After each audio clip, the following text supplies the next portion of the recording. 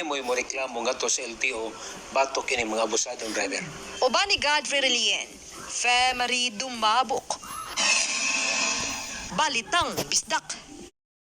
Tungod sa dakong pondo nga gitagana karong tuiga para sa education sector. Nico Sereno, Balitang Bisdak. Isa sa kapo sa mga mananagat sa dakbayan nga walay kaugalingong motor bangka ug nagpaabot na lang sila sa schedule sa pag-apod-apod sa LGU. Department the Natural Resources Office nga ilang susihon ang dapit ug makig-coordinate sila sa barangay. Uban ni Godfrey Relien, Luan meron din na. Balitang Bisdak. Mga bata, makakapasok din po kahit na may ulan pa, may taas na rin.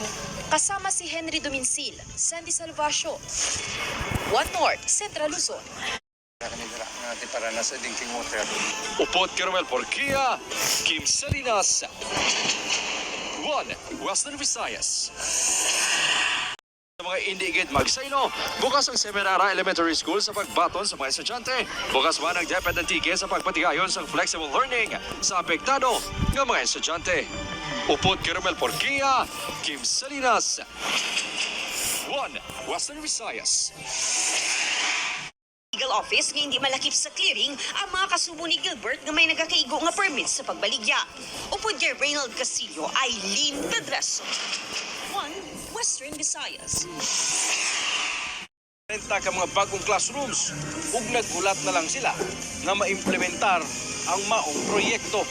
Kauban si Makoy Sempron, James Paulo Yap, One, Mindanao. Mga solar lights. Kauban si Mature Awing sa kamera. Ako si Ori Gil Relator. One, Mindanao. Sanitasyon sa mga school canteen. Kasama si Daryl Peralta, Jasmine Gabriel Galban, One North Central Luzon. Tugigaw City. Ang proper waste management is the responsibility of barangay as per RA 907. CJ Torida, One North, Central Luzon.